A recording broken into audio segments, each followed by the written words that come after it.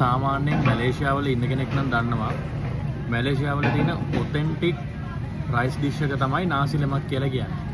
එතකොට මේක එක එක කඩවල වල එක එක විදිහට තියෙනවා. ඉතින් අද මම ටෙස්ට් කරන්න ගත්ත නාසි ලෙමක් ඩිෂ් එකක්.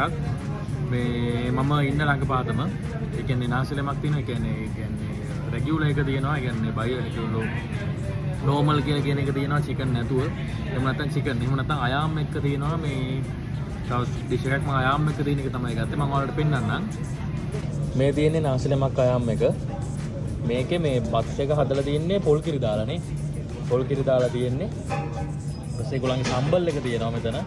ඊට පස්සේ චිකන් පොඩි ග්‍රේවි චුට්ටක් තියෙනවා. ඊට පස්සේ උතන තියෙනවා කාල්මැස්සොයි රටකජුයි. ඊට පස්සේ චිකන් තියෙනවා. ඊට පස්සේ ගර්කින් පිටි තියෙනවා. ඉතින් ඕක තමයි නාසි ලෙමක් එක. අපි මේ කාලා බලමු කොහොමද රස කියලා.